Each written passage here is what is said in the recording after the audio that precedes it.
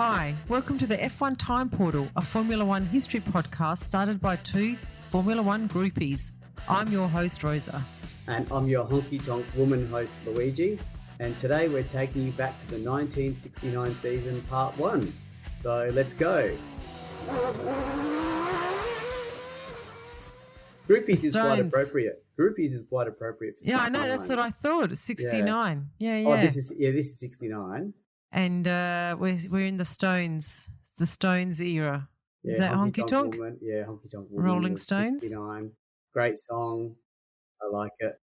Yeah, do you like it? Yeah, I do like it. There's not many Rolling Stones songs that aren't good. I wouldn't have thought. But then, like, they're hits. They're all They've got a long history. Like, come on, most people don't listen to their new stuff, and they probably have released a lot of new stuff. That doesn't mean they're not good.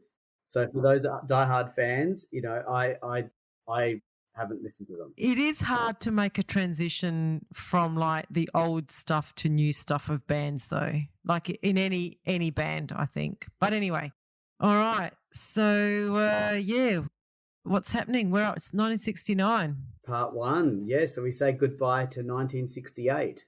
Thank goodness. Yeah, I know. And I hope we don't get too many more years like that. But no. I sort of know we a little bit do. I know. So let's just enjoy 69 while we can, okay. Yeah? All right, yep.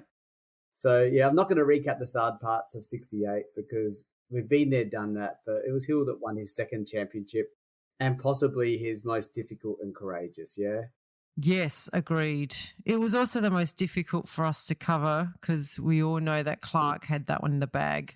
And it's funny to say that. It's funny we say that when he only did one race, but I know. We all know he had it. No, hang on. Did he do one or two? No, just one. Just one. He did two, yeah. One race, yeah. One championship race. There may have been a non-championship one. I think there yeah. We don't cover those. That might be a special episode that we'll say we'll do, but we never do. The non-championship races. No, we're not even going to say we're going to do them. I'm not doing them. We're not doing them. Yeah, we'll leave that for another podcast. That's right. We're already niche enough. Exactly. Let alone niche. Exactly. How many F1 fans are out there that are like, I'm only into the non-championship races, or I don't watch it. Goodwood. Yeah, exactly. Yeah, I only watch Goodwood and the ones that don't matter in the championship. So the Ford-Cosworth domination is in full swing right now. And with the engine winning 11 of 12 races in 68, that's not a good sign for Ferrari. Oh, no. Yeah, well, Rapco's reliability, which saw them dominate 66 and 67, was no longer enough, and they fell off a cliff in 68. So they withdraw in 69. So Jack has to find a new engine. Any guesses which one he chose, Louis? Well, I don't think Ferrari were going to come rushing to his aid. So, yeah, it's sort of a no-brainer, isn't it? So he has to go to Ford-Cosworth, yeah. It's Ford-Cosworth, yep. In fact, the only teams not using the Ford-Cosworth were our friends BRM and Ferrari. Yeah, and Ferraris did not have a great 1968. So then the Eagle team withdrew this year because they were focusing on the USA circuit. And when I say that, I sort of wonder if they were just following the money because we all know that US has more money. Yes. And that Matra teams, the Matra Works team also withdrew to focus on sports car racing. So that actually left Ken Tyrrell's team to solely represent the French manufacturer. Interesting. Honda also quietly withdrew this season after their horrific accident, which caused Joe Slesher's passing at the French GP last year. So that was a PR nightmare for them and, not a good ending for them. So they're out this year. Well, let's not relive the sad moment. No, let's not. Yeah. Yeah, and here we have Honda withdrawing again. Like, it seems to be a routine right up to our 2024 era where Honda withdrew from Red Bull support in about 2022, but still supplied the engine, but it was sort of run by Red Bull badged, if you know what I mean. Yes. And then coming back in 2026 with Aston Martin. So it's like, Honda, just, this is why you don't have Tifosi. Yeah, exactly. Well, is that what Tifosi means? Tifosi means obsessed fan. Does that what that means? Yeah, it does. Yeah, it does. Yeah. So again, like you say, we just got to give credit to Ferrari. They're sticking with it, whether they have good results or bad results. They're not going anywhere. Unlike Honda. Also, Cooper withdraw after the Monaco GP after they failed to attract any financial backing from any of the tyre manufacturers. Yeah, that's a big moment in the history of Formula One because they were there for the first World Championship in 1950. Not the first race at Silverstone, strangely, but for the second in Monaco. So it was fitting that this was also their last race as well for Formula One. And sad that they were out because of it. You know, they were obviously on their last legs financially, and tyre support was what broke their back. It seems. Yeah, they're a big. That is a big one. And let's remember that Ferrari weren't at the first race either. Remember, because they didn't have enough starting money. So maybe Cooper thought they could be like Ferrari. Yeah, just they tried. They tried. And it didn't last. I wonder if at the end of 60 they thought, yeah, we got them. We've just won 2 championships in a row. They did. I know. They won 59 and 60 with Jack, and and then they won the constructors in those years. So anyway, that was not that long ago, 69 to 60. I They've know. gone from top of the world to out. Yeah. So and they don't come back like Honda. I'm telling you now. No, they don't. Unless someone buys the Cooper brand rights and uses them. Well, even didn't they? Wasn't that the Mini now? The Mini today is Mini not Cooper? that. Yeah, the Mini Cooper, but it's not that great, is it? I don't know. Maybe it is. It's owned by BMW now. It is now owned by BMW. Yeah, they're cute cars, you know, and they're like little go-karts. Yeah. I don't know if there's a link. There could be. I don't know. I'm a bit ignorant. Oh, I reckon. Oh, there has to be because it's a Mini Cooper. Yeah. Anyway. That's another niche podcast. That's not us. That's even more niche than the non-championship F1 race people. Right. So I know we keep saying this. So who are the only 2 original teams left on the grid? It's got to be Ferrari and Alfa, sort of. Were they were original team, and they're kind of still there, sort of. 69. Are they an engine supplier? I don't know. Remember. Yeah. I don't. Not as a team anyway. Not as a team. And they come back into Formula One in this sort of era as an engine supplier a couple of times. Yes. And then they do come back as a team in the 80s. Then they disappear again. Yeah. They're a bit like Honda. Yeah. So speaking of Ferrari, I think, you know, they finally hit a wall of some sort because they temporarily withdrew from the 69 season to concentrate on developing their new flat 12 engine. That's bigger than missing the last race of the season, which they've done a few times. Like they don't turn up to like the US race because like they have no chance of winning the championship. So this is bigger if they like withdraw in the middle of the season. Yeah, I mean we'll get to that during the season. I don't know how many races. I can't recall how many races they withdraw from, but it's not too many. I think it looks like the last 3. They loan a car from their friends, the North American racing team, for the last 3 races, but it was not even close to matching the Ford-Cosworth. So they just said, here, drive this around. We're off. We're doing something else. We're getting ready for 1970, which I think was a wise thing for them to do. So what you're telling me, Louis, is it's another bad year for a Ferrari and there's no Clark for me to barrack for. Yeah. Is that what you're telling me? It's a sad year for you, Rosa, personally. Oh, gosh. It's going to be a long one. Yeah, so on to BRM. They also have a bad year, and mid-season, their chief engineer and team manager, Tony Rudd, was asked to resign. You mean he was fired? Yeah, pretty much. I mean, after 20 years with the team too, this brought in Aubrey Woods as chief engineer, Tony Southgate in charge of the chassis, and Tim Parnell as team manager, leaving Reg Parnell as he was leaving the Reg Parnell racing team. As team manager, leaving Reg Parnell. Are you telling us all of this to get in the BRM fans' good books, Luigi? I don't know. I mean, I don't. You've mentioned it a lot. They still get good results, but it also caused Rodriguez to leave BRM because he probably thought all this change and join lone driver Chris Amon at Ferrari. So Chris Amon's sticking with the Ferrari dream. Yeah. Okay. Yes. Okay. Well, I know Amon's there, but he's joined them at a bad time. Like, I know. His whole career is this. Poor Amon. Yes. Yeah. So just about with that clean out at BRM, I mean, when you talk about these senior managers being moved out, that normally means a lot of people would go with them. Yeah, And the new manager, or the new managers bring in the people they know within them into the team. So Tony and Tim are quite familiar names, as in Tony Southgate and Tim Parnell. Yeah, okay. And I know they go on to greater things. So BRM was a nurturing ground for these people. But I hate to say I haven't heard of Albury, though. So sorry, Albury. Sorry, Aubrey Woods, Chief Engineer. Yeah. Yeah. So in other driver news, Jackie Ickx left Ferrari at the start of the year to join Brabham in place of Rindt, who had signed with Lotus. Interesting. Poor Jackie too. Although he might, I don't know. But no, yeah, I think if Ferrari have a bad year, it's not good. Well, Brabham didn't exactly have a great 68. No, he didn't. But then neither had Ferrari. He went from one average team to another in the hope that one of them will be up and rising. Yeah, and let's face it, Brabham's got more recent success than Ferrari. Yeah, and hopefully Rindt has more success. Yeah, I mean he's so much talent, and since he's 64, and again he's not been with strong teams at the right time. Yeah. So Lotus ran up to 3 cars at times, which included the iconic Andretti, Mario Andretti, and the lesser known Miles, and Matra have Stewart and Beltoise. Okay, Beltoise is the French driver of the year, I'm thinking. Yes. I mean, he was a good driver. I didn't mean it to be like, that he was a token French driver.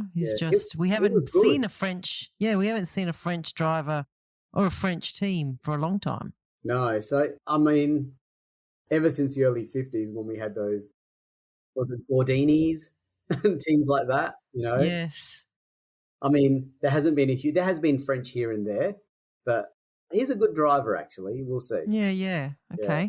So we also have a very big name in Frank Williams making his debut with his own team this year. When I say own team, he's purchasing a chassis, the BT26, and he's got a driver called Piers Courage. Right. So he's not, is he racing under his own name yet or not?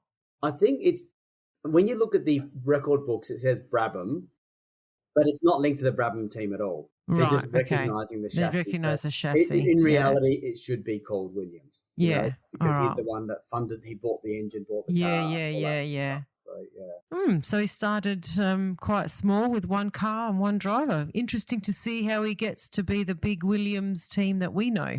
Yeah, or the Williams team. For those that know the history, yes. But for those that are sort of new to the sport, they're like, have they been in the back the whole time? No, it has not been like that. No. Yeah, so this is a really big year for aerodynamic development as well. So Lotus pioneered movable wings operated by a 4th pedal at the driver's feet, with many teams following the same innovation. That's a really cool innovation. And McLaren, go on. Yeah, I thought it was interesting that they put a 4th pedal in the car. Yeah, that changes the driving style. Yes. And I mean, this is where it's really interesting. Different teams did different ways of doing the same sort of thing. Like McLaren gave their drivers a lever next to their left hand to flatten the rear wing, a bit like a DRS, giving more speed on the straight, and connected the brake pedal to the wing to automatically put the wing back to its original position and add downforce for the corner. Wow. That's, like you say, that's DRS before it was a DRS. That's pretty complicated for the drivers to operate, though. So that, they've got to change gears and as well as pull a lever, and then I guess when they brake, it closes it. So interesting. A better DRS than today. I think so. I think because that's driver. You can choose. That's driver choice, exactly. Better DRS, yeah. So Tyrrell came up with an electrically operated rear wing, automatically flattening the rear wing when 5th gear was selected. Oh, that's clever. I'm surprised Colin Chapman didn't think of that. Yeah, that's. I don't know which one I prefer. I think I prefer the McLaren. I think I prefer the McLaren one as well. You can choose. You can do it in 4th gear, 3rd gear. Whereas you have to be faster. Yeah. So the Tyrrell one, it would only happen at one place on the track when you're in 5th gear or whatever. Whereas the other one you could choose anywhere. But the thing is, you probably would be more likely to live with the Tyrrell one. Okay. Do you know what I mean? Good point. That's a good point. Not get launched into the crowd. Because you just got a bit excited. Yeah. You're in second gear. I'm going to DRS this thing. Yeah, I wouldn't survive this era. That's for sure. No. Yeah. So at the second race of the season, the wings were positioned as high as possible to generate the most downforce and secured the car's suspension. The wing was secured to the car's suspension, which pushed the tyres to the ground. And as a result of this, Lotus teammates Hill and Rindt had dramatic crashes in that race, and the FIA of the day, this CSI, banned all use of rings. Yeah, that was at the Spanish race. And I've read what happened was Rindt ended up writing the CSI letter about his accident. And he said that when his wing broke, it changed his down thrust into reverse. The back of my car started flying and I nearly flew over the double guardrail. Fortunately, I was 10 inches too low and bounced back onto the road. Although altogether, I have come to the conclusion that the wings are very dangerous and should be banned. That's pretty big from Rindt to write to the CSI like that.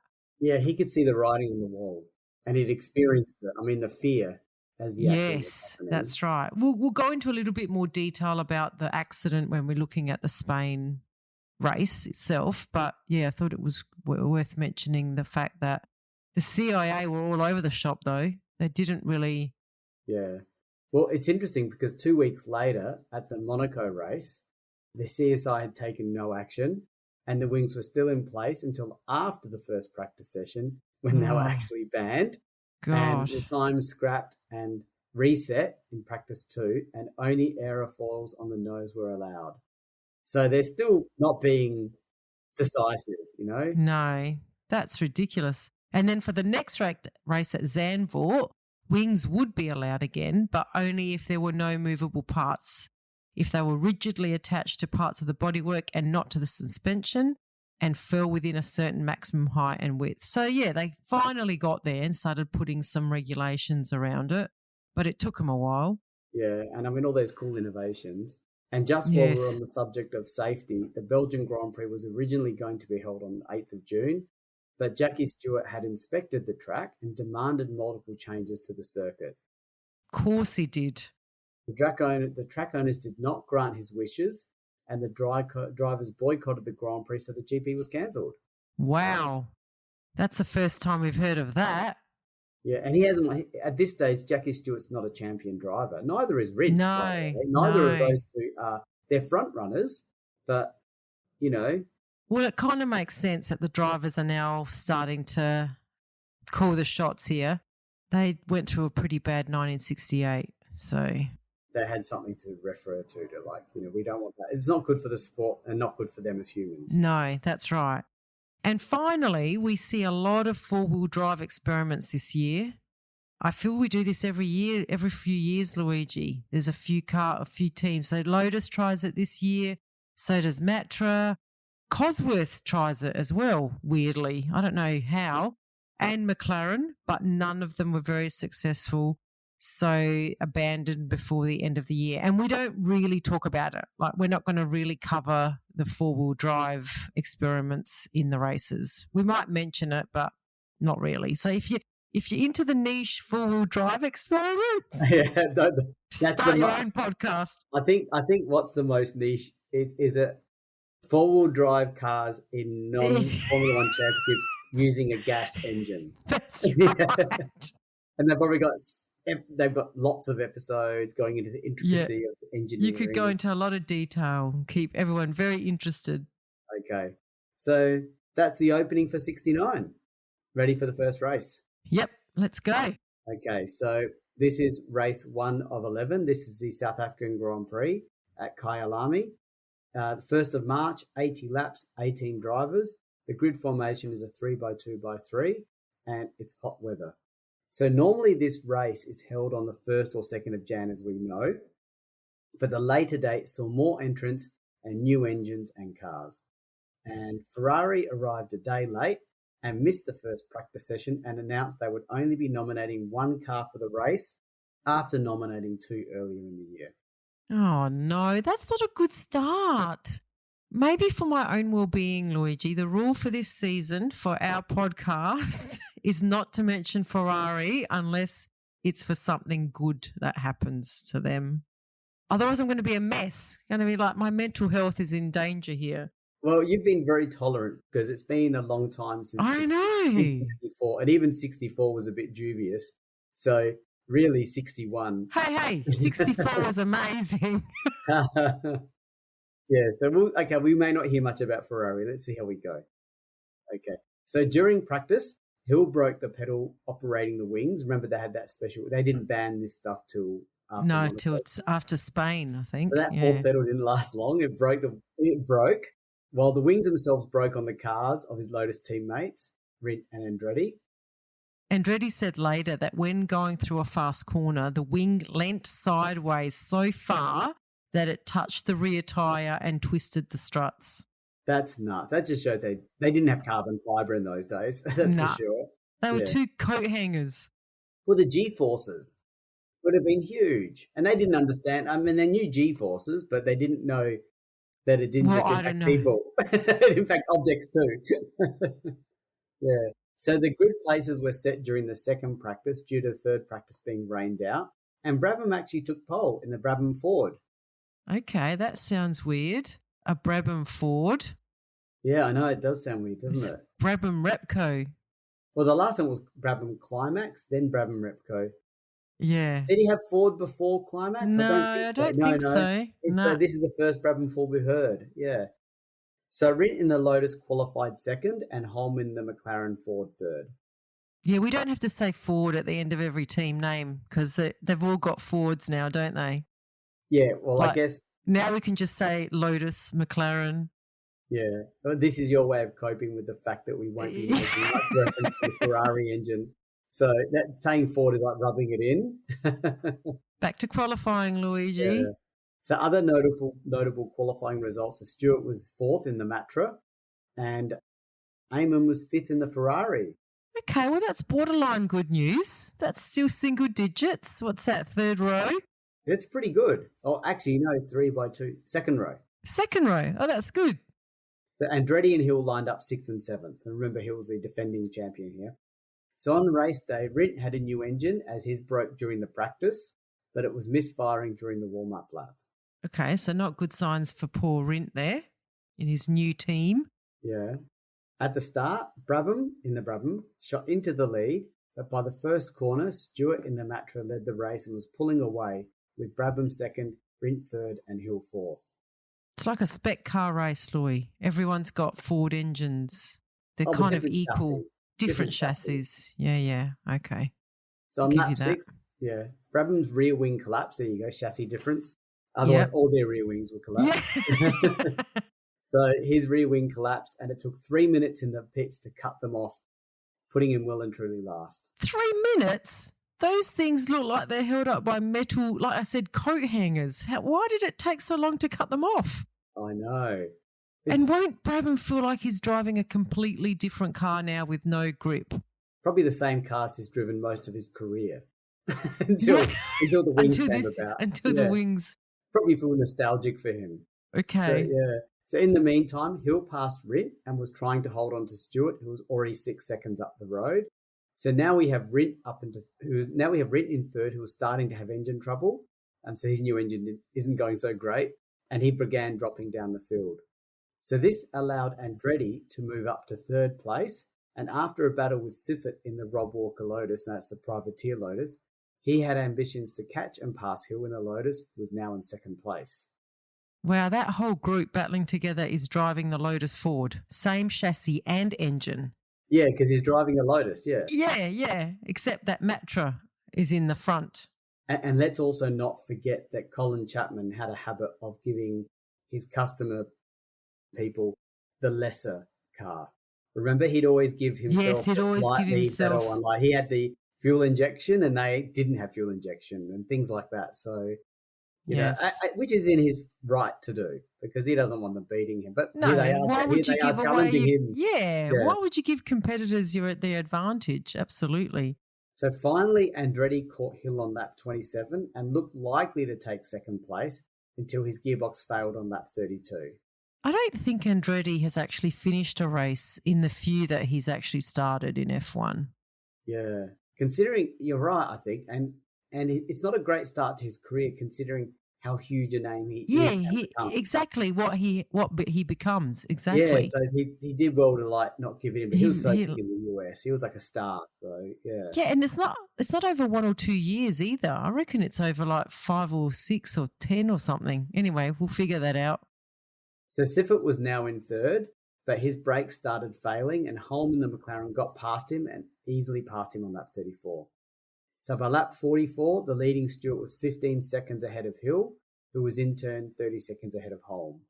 Bit processional now, when you say. There were a few retirements in the last few laps, and Rosa, I won't mention Ferrari. Thanks, but I know what that means. It means they did shit. Yeah. So Stewart won easily 18 seconds ahead of Hill and Holm in third. And Rose, I think we're a clean podcast, so maybe be careful with those words. Oh, sorry. Yeah, sorry. Might have to cut that. I just realised, we won't did nothing. Let's see how good the AI of the people are to take those words out. But yeah, a bit of a bland race. Yeah, I agree. That was very boring. You would have been happy though. Stewart won by 18 seconds. Yeah, I'm happy with that. Well, he's on top of the championship standings. He's on 9 points. Graham Hill is on 6. Denny Holm is on 4. And we have Matra on 9, Lotus on 6, McLaren on 4. No, you didn't say Ford. You were going to say Ford. I was going to say Ford. And I stopped myself. Oh, funny. Okay, so we'll move on to the second race of the season. This is the Spanish Grand Prix. It's at Montjuic Park. Is that how you pronounce it? I think. I have no idea, but I'll go with you. I'll spell it just for people to know. Montjuic. Montjuic. So it's the 4th of May, 90 laps, 14 drivers, so a bit of a drop in the drivers, and the grid formation was 3x2x3, and the weather was warm and sunny. So this is a new circuit for the Spanish Grand Prix, and it's a street circuit overlooking Barcelona. It had been used for F2 before, and Eamon knew it quite well, apparently. Oh, okay. So parts of the circuits have been resurfaced with Armco barriers installed throughout its entire length in an effort to bring it up to F1 standard. Good to see safety becoming a bit more important, although we know that Armco isn't the best, but hey, at least they're trying. Yeah, at least it's better than safety bushes and hay bales. Yeah, hay bales. Which is not that long ago. Spectators. Yeah, oh gosh, yeah, okay. So during practice, Rint in the Lotus hit a stray dog. I forgot about that. Oh, no. And damaged his suspension, but still managed to qualify on pole ahead of Eamon in the Ferrari and Hill in the Lotus. Not another stray dog. Eamon and his knowledge of this circuit, though, is helping him out. So I like this new rule, by the way. This is good. Good things are happening to Eamon, so we're hearing about them. The new rule of what? Only talking about Ferrari when good things happen. That's yes. Right. But the thing is, Ferrari have sort of, we know they give up on the season because we mentioned it in the opening. But here's Ferrari, qualified 5th and then gets 2nd place. I know. Are they giving up too soon? I don't. Yeah. Or they just got good qualifying pace but no race pace. You know what I mean? We'll see. But he did nothing in the first race. He's qualified well here again. Yeah, you're right. Yeah, exactly. Yeah. So Stewart in the Matra was having trouble with his engine pickup and qualified 4th, while Brabham qualified on the 2nd row in 5th. So on race day, there was mayhem during the warm-up, with Oliver's BRM leaking oil and Stewart's Matra also struggling. Still struggling for Stewart. They still couldn't fix it. No. So the race start was temporarily paused and then restarted after the 2 problem cars were towed to the pits to be repaired. Does that mean Stewart got towed? That's not a good start for him. Yeah, it's not a good start. Not at all. As 12 cars started, so therefore only 12 cars started as Oliver was still in the pits and the Frank Williams Brabham, driven by Piers Courage, needed to be push-started after the grid had gone. So that's a lot of cars. They'd only started with 14 cars this race, so it's like we're getting into close to 10 now. So to the race start, Rimp was leading from Eamon, followed by Siffert, Hill, Brabham and Stewart. Good start by Eamon. I have high hopes. And it looks like they resolved Stewart's car issues fairly quickly. If he's up there, he's a danger to everyone. Like even if he's only, fifth or whatever, he can still pull it out of the bag from there. Yeah, we know how good he is. Yes. So on lap 7, Hill overtook Siffert, but 2 laps later, Siffert was again third as Hill careered into the guardrail, extensively damaging his car, but able to walk away unhurt. Okay, so this accident was blamed on the wings, and when Hill returned to the pits, he sent a mechanic out to urgently get a pit signal message out to his teammate to warn him of the danger. But it was too late. Suddenly, Rint's wing collapsed, causing him to lose control of his car. And amazingly, at the same spot Hill had his accident, Rint actually bounced back into the wreckage of Hill's car. That's just unbelievable. It was so nice that Hill was trying to save Rint. I know, wasn't How it? would he have known? But he must have known. I think they knew. Yeah. Car thing. There's a 100% car thing and Rint's in danger. So Rint was lucky to escape with a broken nose, some cuts and bruises. And as we talked about at the beginning of this episode, that inspired Rint to write that letter to the CSI. And you can see how with both cars going out with the same issue, it was just a death trap. So this now left Eamon in the lead in the Ferrari with a healthy 25-second lead over Siffert, Stewart and Brabham. I'm glad Rint is okay, but I'm not going to say anything to jinx Eamon at this point because we know in this era 25 seconds ahead means nothing. Second place is first. Yeah, exactly. Eamon would be better off in second, unfortunately. So this is when an engine blew up. So poor Eamon Siffert was out.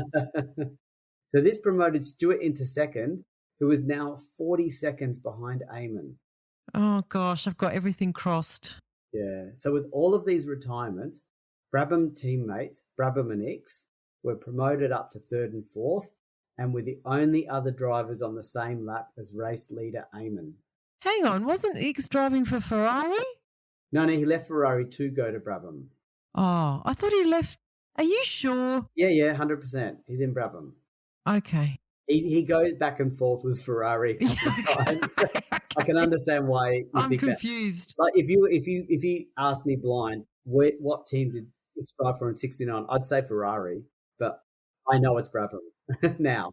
Okay, I trust you. Yeah, so on lap 52, Brabham's engine suddenly throws a rod, and just 5 laps later, Eamon's engine blows up. No, he was 40 seconds up. Are you joking? Are you joking me, or are you being serious? It's so ridiculous. It's so sad. Oh, no. I know. Even I feel sad. Yeah, because you love Eamon. I love Eamon. I think he's awesome. And I love Ferrari. We intersect here, Luigi. Yeah, one of these few moments in time. So now Stewart is the new race leader. Remember he had all those problems at the start of the race and almost didn't even make the start? That's right. Now he's the new race leader with X the only other driver on the same lap. Then on lap 63, X's rear wing collapsed, just like the Lotus's, I think.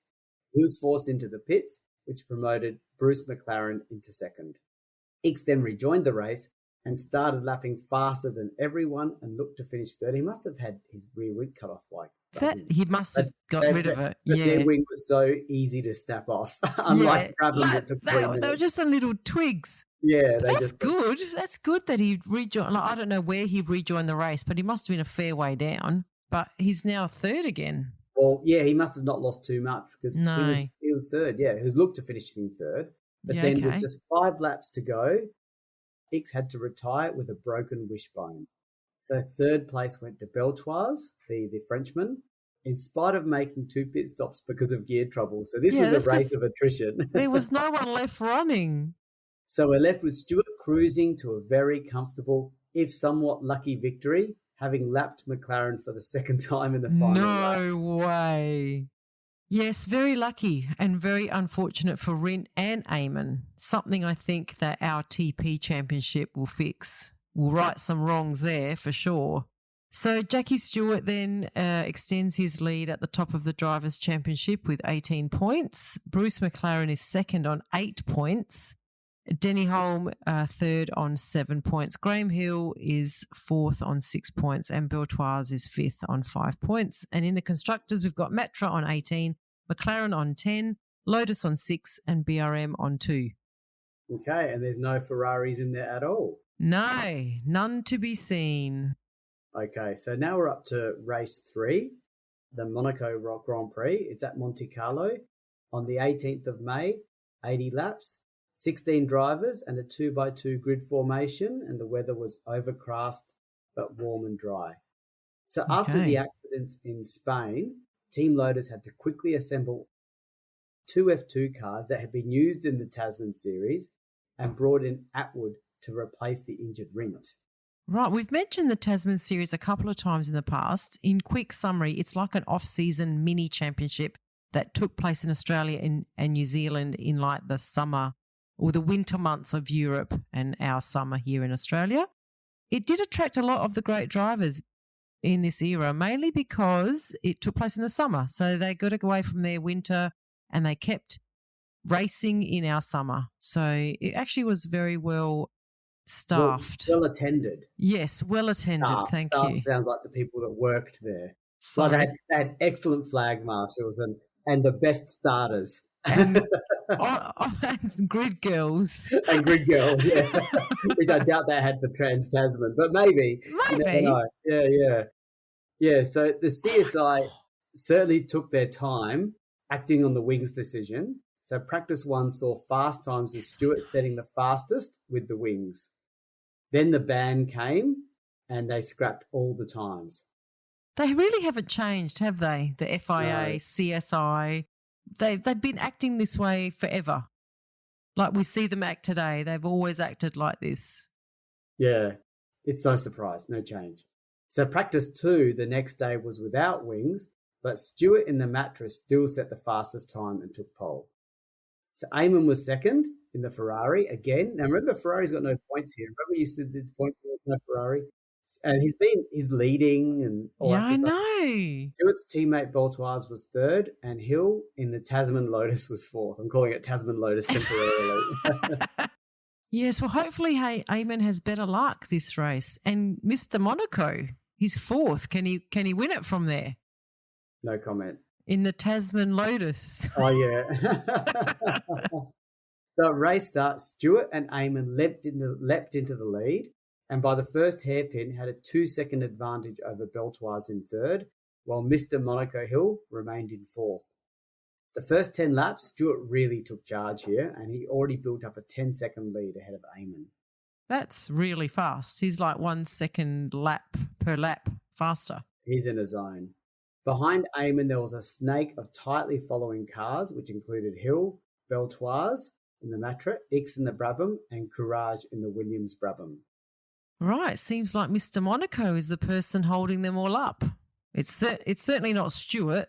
And this isn't the era of, I'll look after my tyres. This was what you could do, right? So unlucky Eamon then came to a halt with a broken differential, which now left Stewart with a 24-second lead over Hill. I'm not saying anything. I know. I hate being the deliverer of the information. So the Matra team then had their share of bad luck, as both Beltoise and Stewart retired within 2 laps of each other, each with broken drive shafts. Wow. Are you going to get all technical now, Luigi? Yeah, here's the Luigi quick mechanical lesson on what is a drive shaft. Also known as a propeller shaft, transmits power from a vehicle's engine to the wheels, allowing the vehicle to move. So it seems like an important item to not break. Yeah, yep. I would put that right up there with oil. Yeah, oil and wheels. And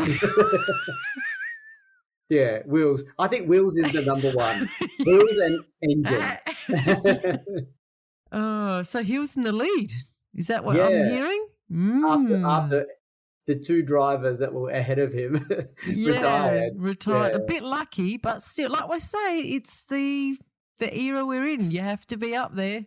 Yeah, so Hill now has a 12-second lead over X in the Brabham and Courage in the Williams. That Courage in the Williams. This is wow. Williams' third race. Yes, that's pretty good. I just realised, yes. So Yes. on lap 27, Courage even got past X into second place. So third race of their F1 debut. Yes. Wow. However, X fought back 5 laps later and took second place back, but this was to come to nothing as X was forced out on lap 49 with a broken rear upright. I can feel another Luigi mechanical lesson coming up. Yes. Or you trades, or you budding mechanics.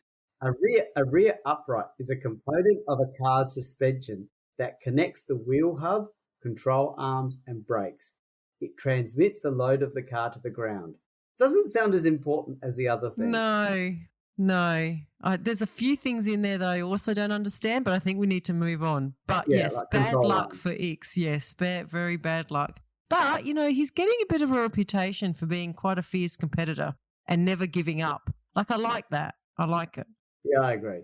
So a lot of action so far, and there's still another 30 laps to go. Oh, but man. This is pretty much all of the action of the race. So we've heard it all. So Hill went on to inherit his 5th Monaco Grand Prix. Oh. I think there are some people that are going to, you'll hear this after the Eddie Jordan episode. You have to be there to get it. Yes, you So do. good on him for being there. That's right. Good on him. Yes. So that's his 5th Monaco GP win in 7 years. So that record would stand for 24 years, Louis. Do you know who broke the record? I do. I thought you would. I want to make you say it. Yeah, as I was like, Senna presently holds the record because Prost could come back and take it. It'd be very remarkable if Masters he did. Grand Prix. Yeah, like race? He's like 70 and he somehow does it. So he holds the record for 6 Monaco races, having won in 87, 89, 90, 91, 92, and 93. So that's 6 out of 7. And to be honest, he should have won 90 and 1988 as well, if not for a message from the pits telling Senna to back off, as he already had a substantial lead in that race of like 40-something seconds. And that broke his concentration and he hit the wall.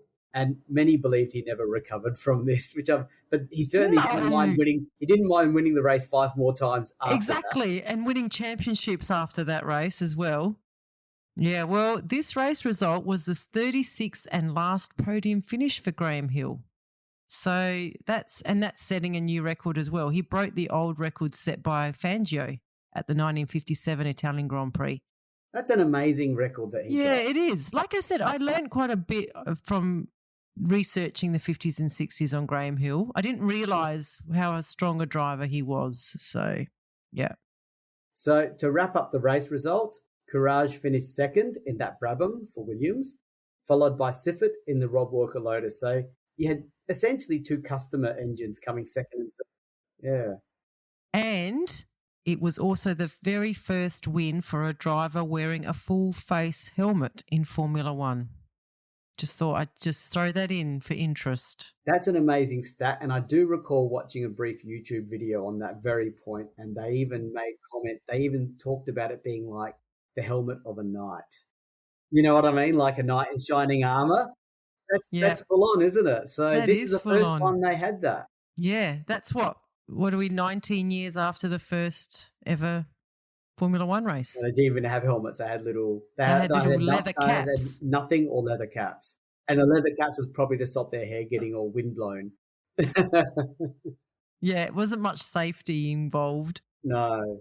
Okay, so the championship ladder's crunched up a bit now. So Stewart's still on 18, having not finished that race. Graham Hill's leapt up to 15. Bruce McLaren's on 10. And on the constructors, we've got Matra on 18, Lotus on 15, and McLaren on 12. No Ferraris anywhere. I stopped at the 3rd place because... Even though they've been in the lead. Exactly. That's right. Yeah. Yeah. I don't know why they threw in the towel when their car clearly wasn't finishing, so there is a problem. Look, maybe they didn't give up. Like maybe they decided halfway through the season to go like, we're just stopping and concentrating on next year. All right, well, we'll leave it there. That's the end of part 1, I think. We'll come back and keep going with part 2. Next time. Yep. Thanks, Bye, everyone. everyone. See you there. Bye. Bye.